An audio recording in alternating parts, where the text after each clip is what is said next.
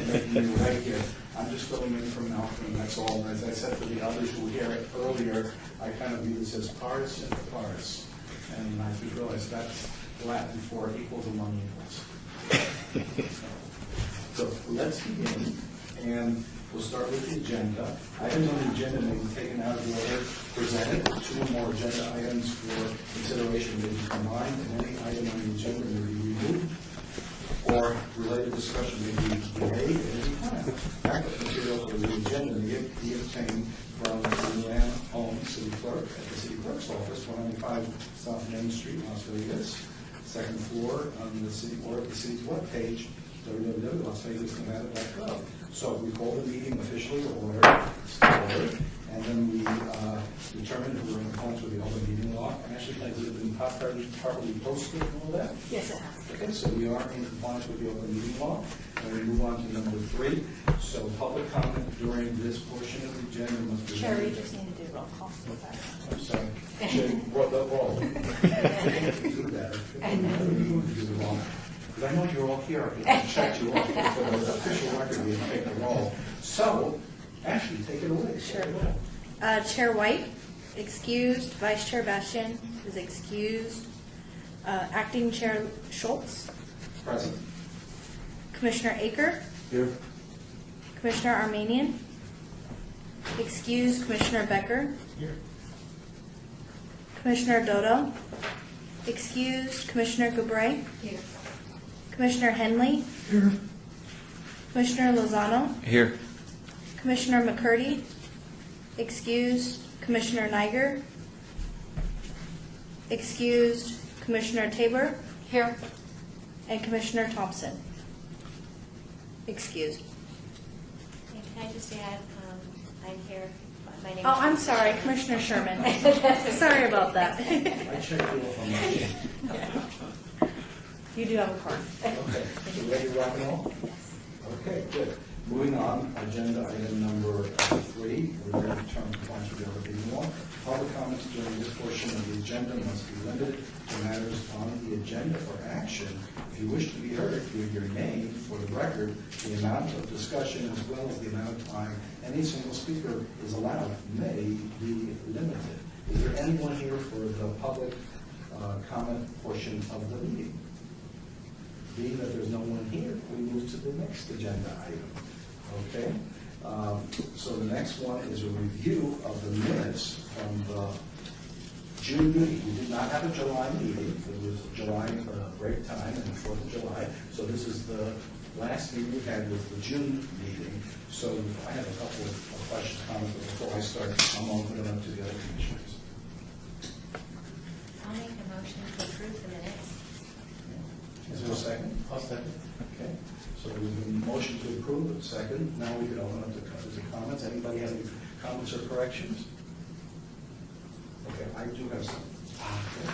So on page 5, can you look at the page 5 regarding, it's the paragraph regarding the public, the third from the bottom on page 5, and it's regarding the public park, the land party. Then it goes on talking about the other parts in the city, these parts. And I just want to make sure what they're saying, you said it in the minutes, is what you did say. Because I read it and I was a little confused by it. So could you just double check and make sure you're okay with that? Just that paragraph.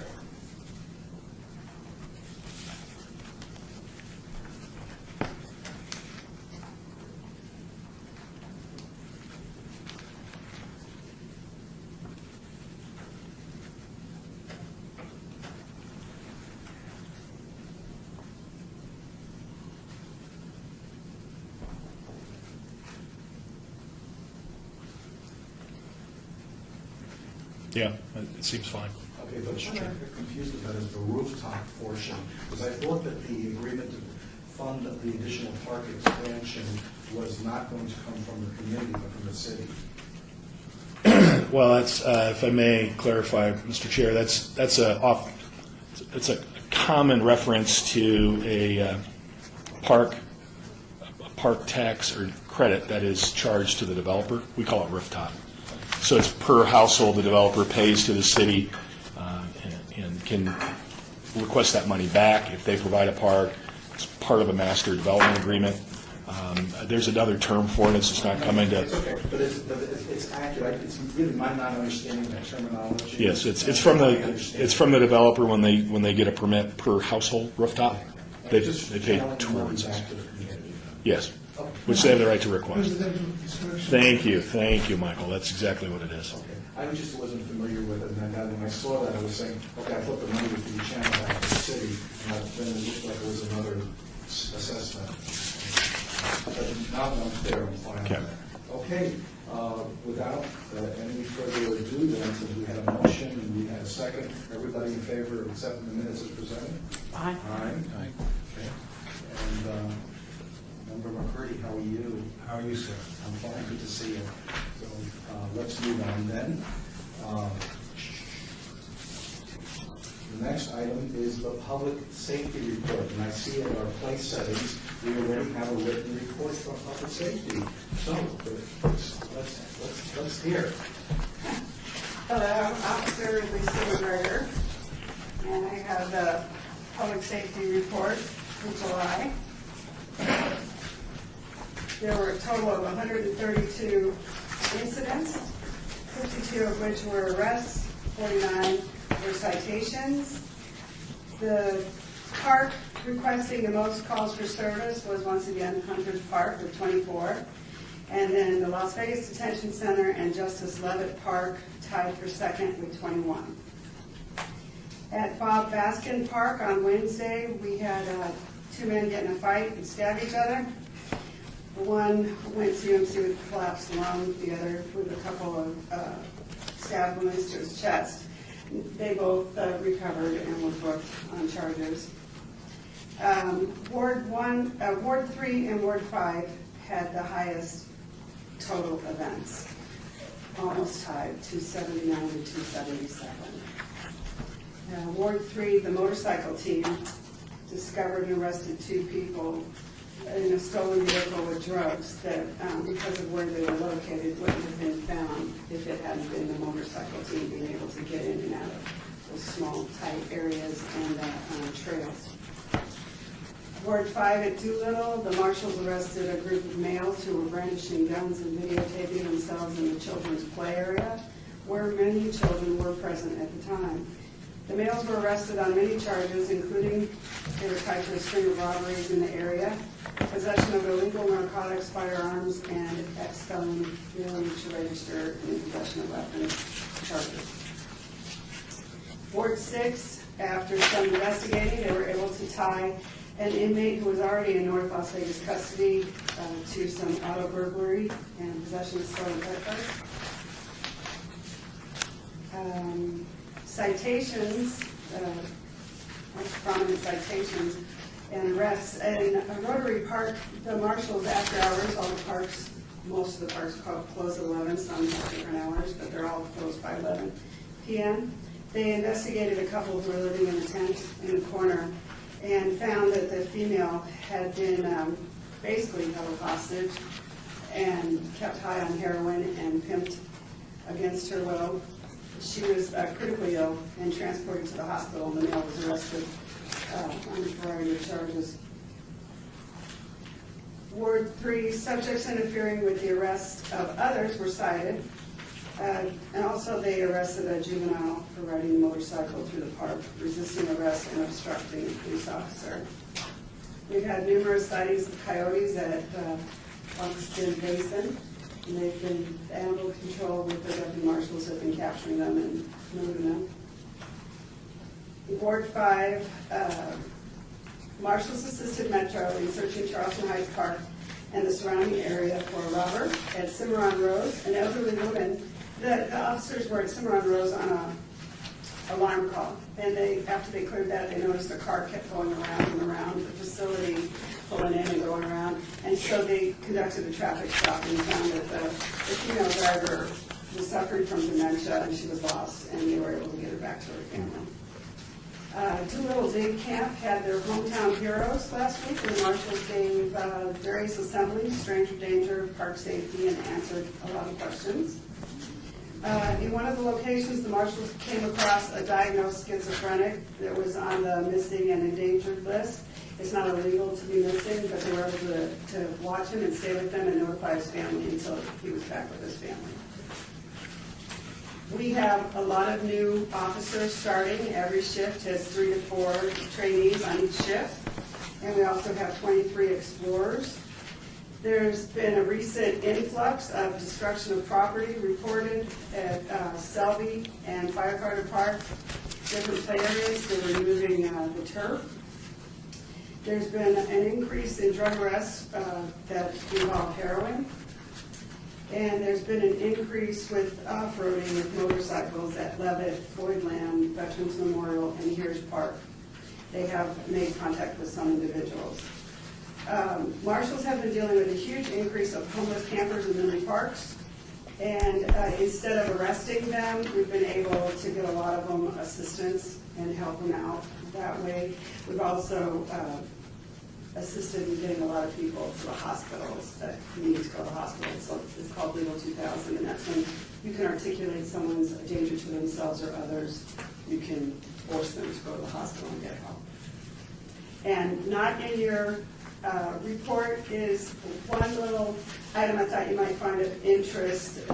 For our department, the end of the year, being June 30th, end of the fiscal year report, shows that overall from 2014, crime has increased by 35% calls for service, with Ward 3 and 5 being the highest. Ward 3 by 36% and Ward 5 by 54%, with the average for 35 in every ward.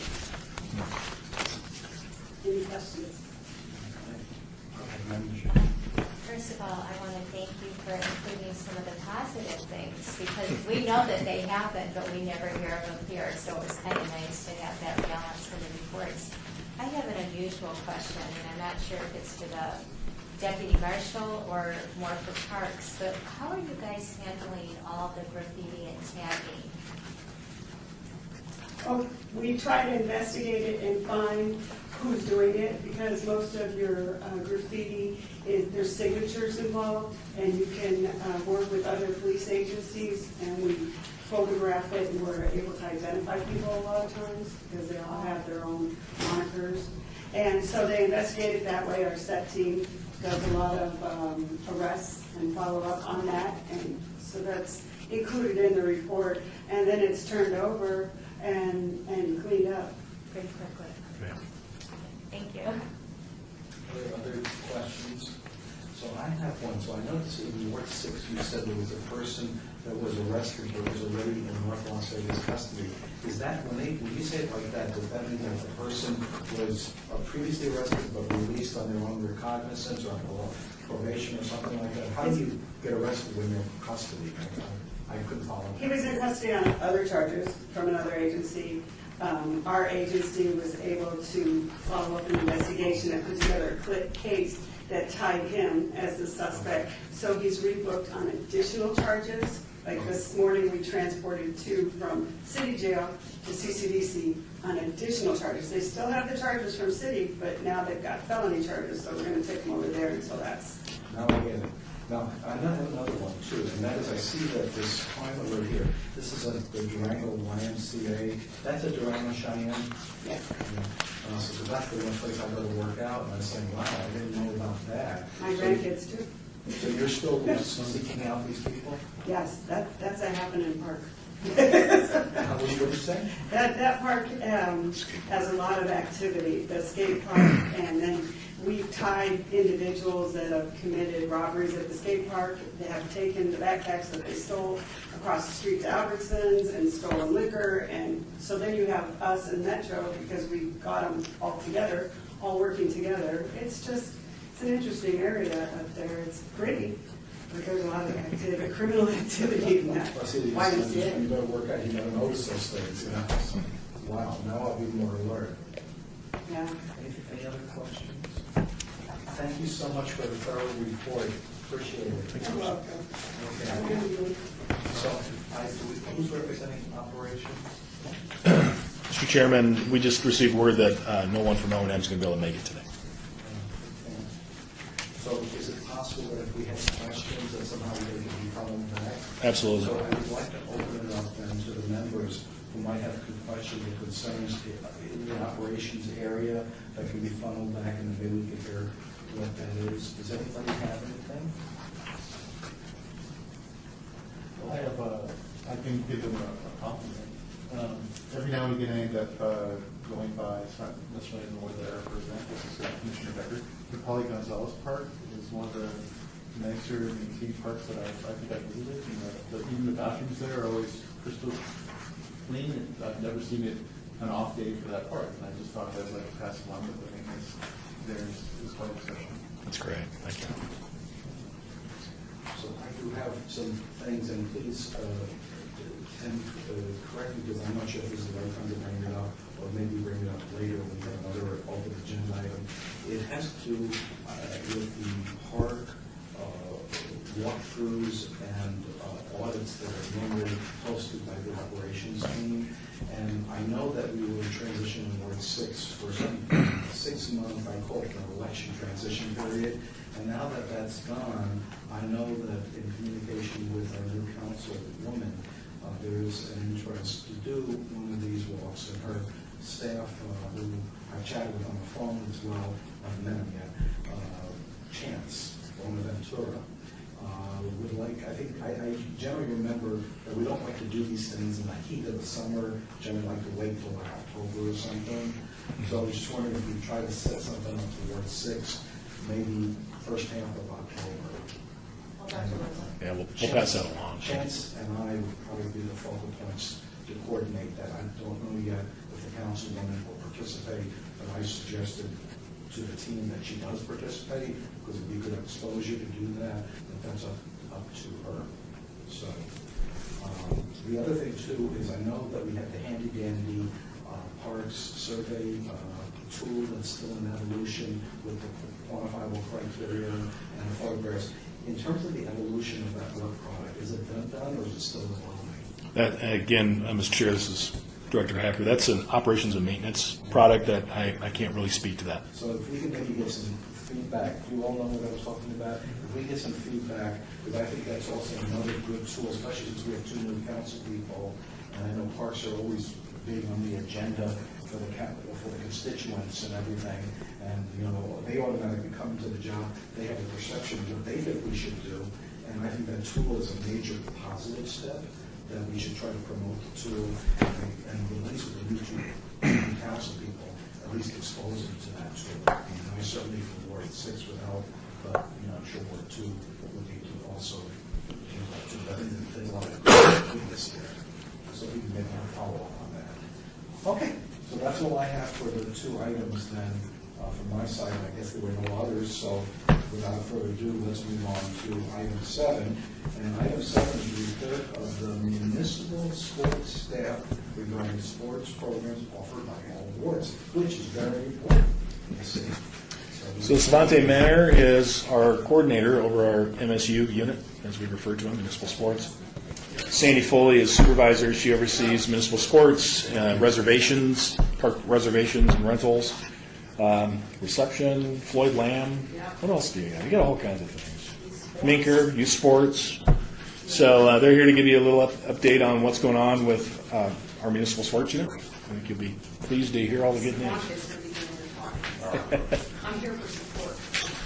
Good afternoon, everybody. Good afternoon. Appreciate it. So I'll just give you guys a little bit about what we do on the municipal sports unit. We manage some of the most pristine, iconic parks in the city of Las Vegas.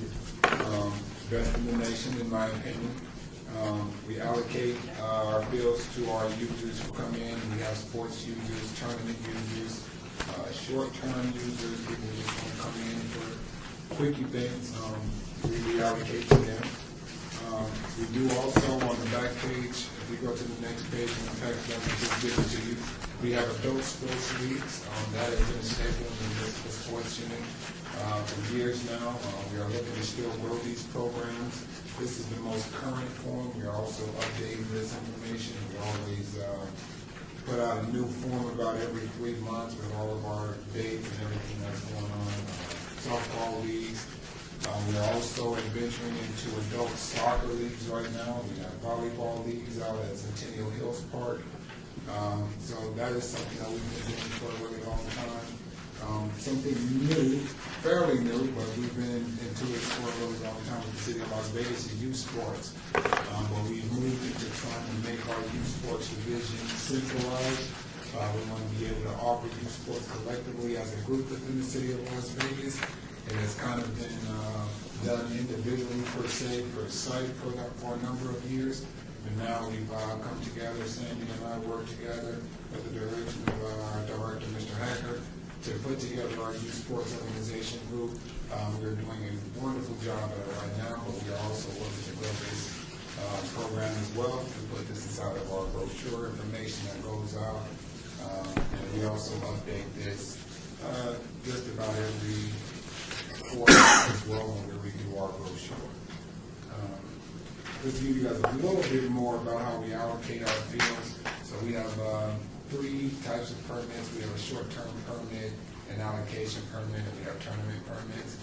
Allocation permits is like your normal user group. We have one of our users here today, Mr. Bob with the YSA. He utilizes a lot of our fields over at our soccer parks. Then we have our tournament permits will come in for probably a weekend or so, and they'll use one of our parks as well. Then we have our short-term permits. Somebody will come in and say, I just want to use it for today, for a family kickball league, or a family kickball game or something like that.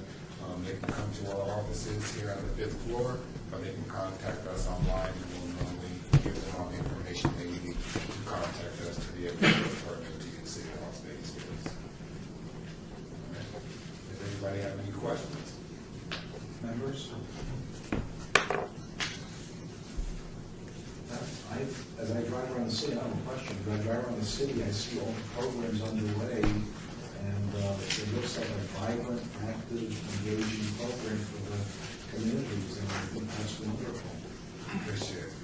Just keep on doing what you're doing. It's good. Henley Ward 2, on your field allocations, is that like your Little League Little League is part of an and some of allocation. your soccer organizations? Yes, Do you allocate practice space as well? yes, we do. You're able to control that? Normally with our allocations, it is practice times and game times. We do have monitors that work in the municipal sports unit that I supervise. We send monitors out every night, and they do try to make sure we keep an eye on who's on the fields, who belongs there, who doesn't belong there. And if they don't belong there, we'll send them through the process to get permitted to be on those fields. Are you able to recover all your costs, Yeah. including light charges? Yes, we do charge for lights. We have an allocation fee of $7 per hour. And $7. $7 an hour to use the fields. And we'll be $10 for lights. It's $10 for lights once we have lights. If I may, as Director Hacker, we have one flat rate for allocated users. As far as our fields, the only time it differs is in the evening when we have lights. So it's $7 during the day, and then we actually drop the hourly rate to $5 and add $10, so it ends up being $15 for lit fields. But it doesn't matter if it's practice or games, we just charge that flat rate. The next go around of looking at our rate structures, we do know that a study that's not 3 years old showed that actual light cost was $20 an hour. So we have some of our analysts looking at that, with our good friends at Nevada Energy don't seem to ever drop their rates, so we're trying to evaluate if $20 an hour is still accurate or not. So we're looking at that. We promised our users to wait until really this fall to look at potential changes in 2018 as far as the structure. So we'll be working with our user groups to see where it works best. Where it works best to look at minor modifications to that. As far as cost recovery, we're at about 33% for our department alone, Mike, Commissioner, and which is pretty good. It's getting up there into the top of the national averages as far as that. Anywhere between, they say, between 25 and 35% is really where you're seeing most public entities cost recover at. So we do have a I guess, a challenge by the city council from about 4 years ago to try to achieve 50% cost recovery. So that's, again, why we have to constantly look at our fee structures and base them on real numbers and on the real challenges of providing the high-quality fields that we do. Are you able to capture that from your tournaments? We do. We actually, a majority, we can do a breakdown here in the next month or so, Commissioner, that really shows how our fees come in and where they come from. Tournaments are a big single source of income. I think our allocated users always are the largest source of income. We do have those going into special revenue fund, and working on actually a development of a policy on how to reuse those dollars above our costs for MSU unit, because that's really the only operational charges we have against that, and improve our fields and add to our field stock and whatnot going forward. Does that program shift funds over to maintenance? Not at the time. At this time, it does not. It's solely, again, that's why one of my goals this year is to develop a policy that would see those fees that are collected from our user groups going back and benefiting them directly. So right now, Rose's group is all out of general fund? All general fund. Commissioner Schultz, so that actually brings up some interesting points, because I had never thought of it from that angle. And in terms of the elasticity of the price versus the demand, if prices are raised, is there a point at which they will be tolerated before demand is affected? Absolutely. So we have a ways to go. There is a room or a buffer we can go to. Absolutely. And again, as other entities, who brings on fields and facilities, it's public entities. And so as we look in the valley, who's adding fields and facilities, in addition to us, so we're looking at that as far as supply. The county's been talking about doing a large soccer complex out on the far southwest of town. Again, I don't think that's going to hurt demand for our fields. It probably would help alleviate some of the infighting that occurs amongst the groups that want to use our fields, because frankly, there's such a high demand and we just can't provide enough hours. Well, some of the numbers you threw out that we charge, they said, when I heard them, my immediate reaction was, oh, those are super low. I was like saying, that's like nothing, Tournaments, if I may share, tournaments are a different story. It's $75 an hour for a tournament user. So we try to benefit our local valley users as much as we possibly can, make it affordable for those groups. Most of our groups that use our fields are not-for-profits, and so we are sensitive to that as well. Good, thank you. Any other concerns or questions? Excellent. So anything else from the team here? Thank you so much for explaining your good program. Thank you very much. Okay, moving right along then. Item 8 on the agenda.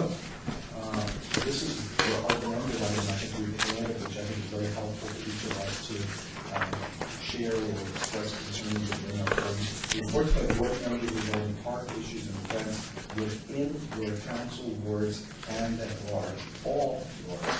So if you have things you want to share with me, Commissioner Murray? I would like for the city marshal really to enforce the marijuana smoking in public parks in Ward 5, because I'm just mighty afraid children will be consuming the smoke and they'll be getting high also on marijuana. So I just like to see the City of Las Vegas Parks Department start posting signs letting the public know it's against the law to smoke marijuana, legal marijuana in city-owned parks. Especially in Ward 5, I just drove by the Bertha Johnson's Park, in Vegas Heights, and they're sitting out there smoking marijuana under the tree. So I would like to see the city do it and really try to enforce the law, because it affects children and families. They cannot go to the park free and use the park because they're smoking. Well, that's a big concern. Yes, Commissioner.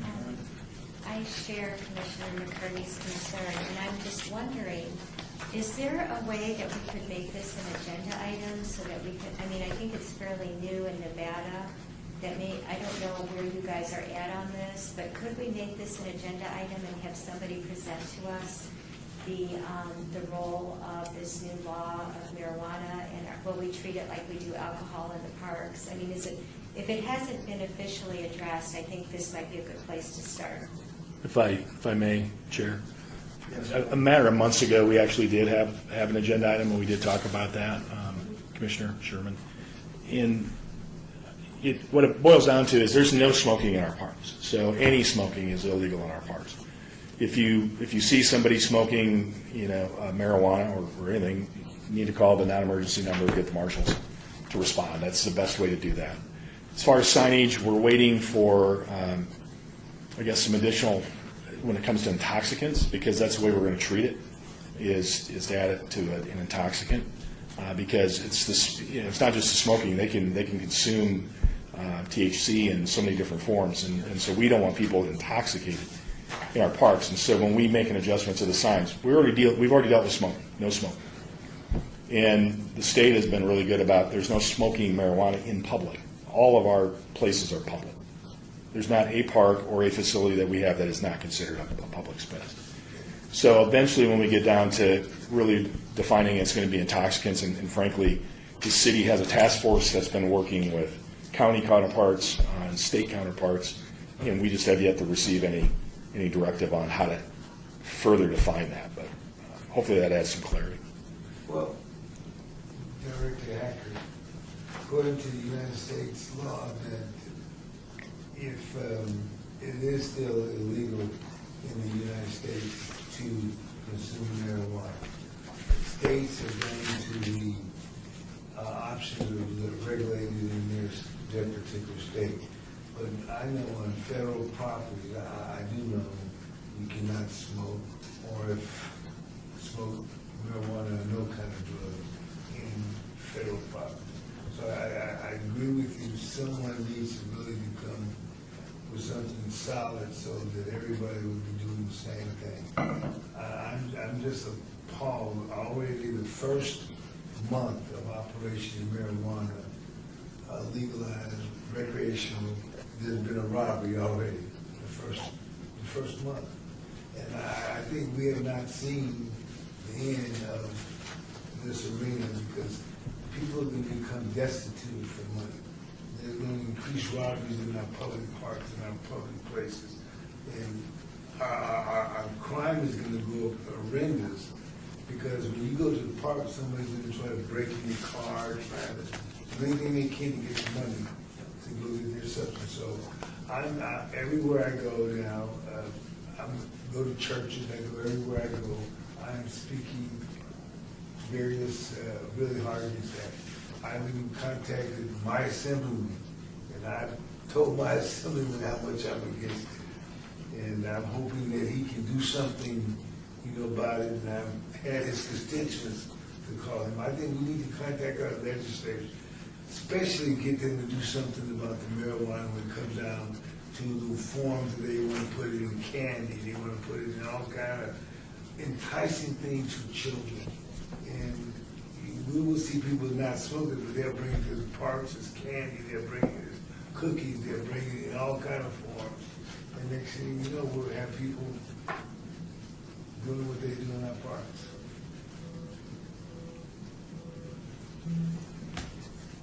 Well, I think the entire, hopefully speaking for everyone, unless you feel differently, I think all of us would oppose anyone actively involved in any intoxicant or smoking anything in a public park, because it's recreation. You should want to be in a place breathing clean air. You don't want crazy people high on whatever. So I think we have a new challenge now with this new state law, or this new, I guess, what was it, enacted by referendum of the people? Yeah. So. Yes, Commissioner Henry. Handling Ward 2. I would think that statewide, this is an item that Nevada League of Cities may look at, because implementation statewide. And then in the fall, October, National Recreation Parks are meeting. I'll take a look and see if they have any items on there, because I know a number of states are enacting it. I'm sure it's going to be an issue everywhere. I think that's good that more people are looking at it. at it because people vote for things and then realize the unintended consequences.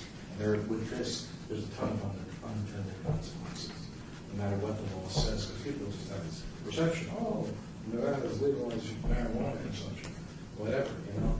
So that's a good concern, and we empathize and share that concern as well. Okay, are there any other items? Yes, Commissioner McCurdy. Yeah, I'm sorry. Commissioner Liz might want to go first because. I'm sorry, I missed you. Commissioner Gerber, I saw some people use tobacco in the park area, especially the lakes. They usually use tobacco. So is that legal? It's prohibited. So since it doesn't, those who smoke anything, so how are you going to do that? I don't. That's not my place to judge. I can't say it any clearer. The marshals are really the ones that you need to call. If you're concerned enough, you need to call the marshals and allow them to respond. But smoking's prohibited in our public places, in our parks. So if somebody's using a cigarette or smoking oregano, I don't know, it's illegal. I can't be any more clear than that. I'm sorry. What about one electric smoker or just continuing? The vapor, if it's considered smoking, I don't know how it's defined. I'm sure they can enforce it. E-cigarettes? Yeah. Yeah. I think we're getting a little far afield from the topic. I'm getting a little uncomfortable. We're starting to talk about things that we have no jurisdiction over at this point. This is actually not within the scope of this group, so. Can I go ahead and make my statement now? I'd like to make this statement, Commissioner McCurdy. I was very impressed with the study that I've seen in reference to shaded areas. That's my big concern. And I see where Doolittle have the majority of the shaded areas. So I guess I have no longer a need to bring up the issue now as I can try to get the council to rebuild an enclosure pool. So I'm very happy with that report that I looked at. And so I just want you to know that I did read the report. And I looked at how we have shaded areas and which areas have the majority of the shade. So I have no more opportunity to fight that issue. You're satisfied? You're referring to what Kelly sent out just recently? Yes. Okay, yes, that was very helpful, thank you. Okay, so other members, anything else? Commissioner Henry? Badlands. Badlands. I was looking at the, sorry, bad question. No, we're losing the golf course, which is open space. And I'm just wondering, I see very little parkland coming in with new development. And did the department have any input? Mr. Chair, as far as the continued Summerlin development and their master development agreement, we're still involved in what that means as far as what they promised and pledged for green space and open space. The new development, west of the 215, although the plans aren't finished, they're still malleable to some degree. Pretty impressed with the amount of green space, open space that they're committed to. A lot of trails using the natural washes and auroras and things and trying to sustain those. Badlands, again, that's out of our hands. That development agreement is in the very capable hands of Mr. Brad Jerbick and Tommy Perigo from the city's perspective. And I'm happy and pleased that they're championing that discussion. Anything else? Okay, thank you, commissioners. So let's move on to Tim Hacker's report, item 9. Thank you, Mr. Chair. Mr. McCurdy actually mentioned one of the items that was sent out to you is the shade at the pools. Additionally, the public trust on land or land trust report. We talked about it, I think, last meeting and shared it with you where we jumped up in the rankings, and unfortunately others have jumped across some others here in the valley, which is always good. Summer camp is wrapping up. As you know, the summer was a shorter summer, so that's wrapping up actually 2 weeks earlier. So I think for parents, they're happy the kids are going back to school. For our staff, they're happy the kids are going back to school. So it's a win-win. Also, we've had some staff changes with some recent needs, and so we've actually had an opportunity to move some staff around, coordinator level. So Nicole Kurowitz has left Doolittle for veterans. Edric Dickens, a longtime serving staff member that actually took a reduction in class during the recession, has been reinstated to coordinator level, and he's at Doolittle. We have Chrissy Missick is out at Centennial Hills, active adult. Alice Jarvis has moved from there. She was in an acting capacity. She has joined the staff at Las Vegas Senior. Lakeisha Dickens, we moved from Doolittle to East Las Vegas, so kind of a husband and wife swap because they're husband and wife. We can't have a husband overseeing a wife, so we had to make that move. You know, that already was happening and occurring at home, but we just couldn't make it work. So everyone seems to be very happy with their new assignments, and you know, you're going to hear that a lot over the next few years because we have a lot of tenured staff that are going to be taking advantage of the wonderful PERS retirement. Can I ask you a question since you brought that, because I was going to bring that up. I think you might have solved the problem. I was told by one of my constituents in West Las Vegas, very vocal gentleman, Mr. Gene Collins. And he drives me crazy. He come jump on, you're the commissioner, you and Miss, he couldn't think of her name, but you allow, I say, look, I'm not in the black and I'm not in the white. I have nothing to do with staff that is within the preview of the Human Resources and the Park and Recreation Department at the City of Las Vegas. So I think you solved the problem. There was a lady that spoke at the Senior Citizen Complex who moved into the center.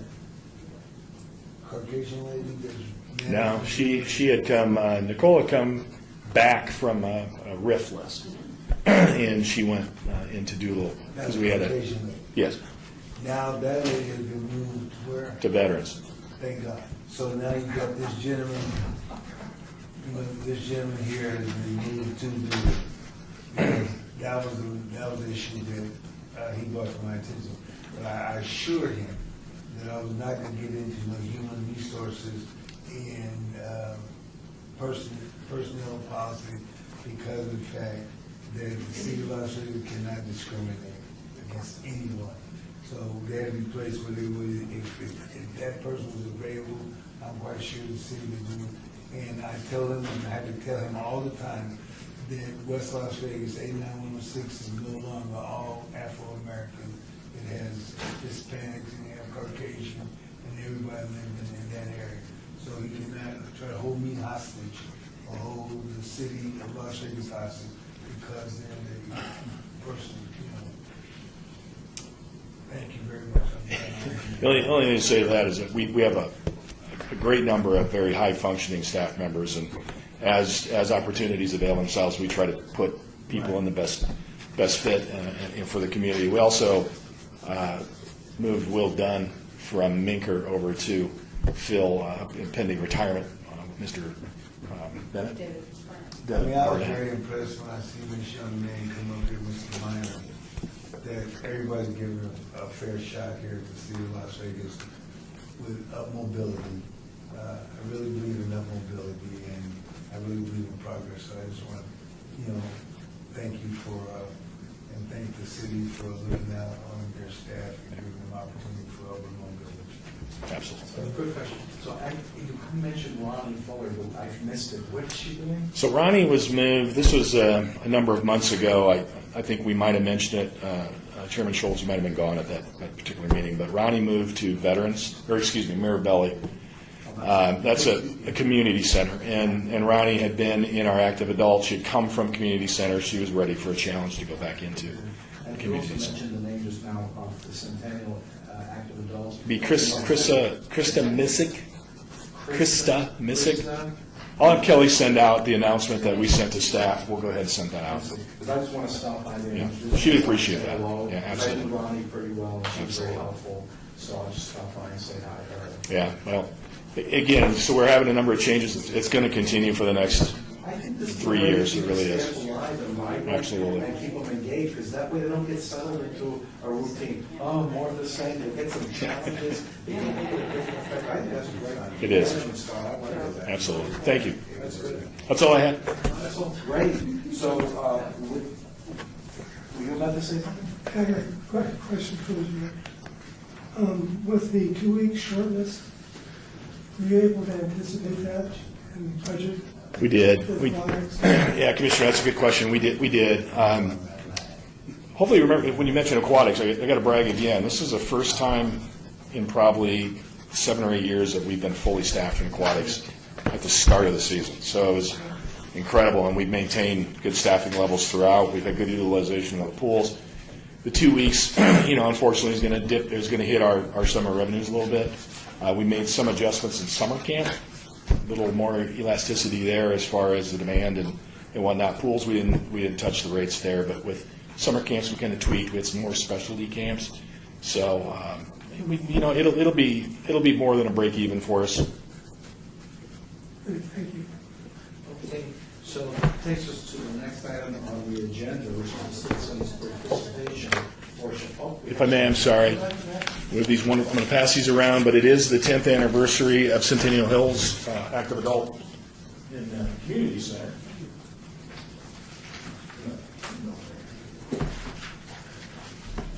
So put that on your calendar. If you get a chance to show up, there's going to be some celebration. I feel like I was in Europe at this time of the Oh, no. afternoon. We would go if I was not there. Thank you. Well, if you'd like, I'll take your spot in Europe. And you can take my spot at the, Yeah, I'll tell you what, they're a lot cooler in Europe. yeah, it's going to be. Thank you so much. So the next item on the agenda is citizens' participation. Bob, do I have to read the whole citizens' participation? We usually do, yeah. Okay, I don't want to violate any rules. Okay, citizens' participation, public comment during this portion of the agenda must be limited to matters within the jurisdiction of the commission. No subject may be acted upon by the commission unless that subject is on the agenda and is scheduled for action. If you wish to be heard, give your name for the record, the amount of discussion on any single subject as well, the amount of time any single speaker is allowed may be limited. Do we have any public discussion? With that, then I will. That's one of the best readings I've heard of that. When I come here, I have to have some fun. This can't be a boring process. We gotta get some excitement here, you know what I mean? Yeah, have some fun. So with that, what do we ask? We ask somebody to move to adjourn? Make a motion to adjourn. No, you can just declare adjournment. I like participation. Can you second it? Okay. Adjourn. Thank you for coming, and we'll see you next meeting.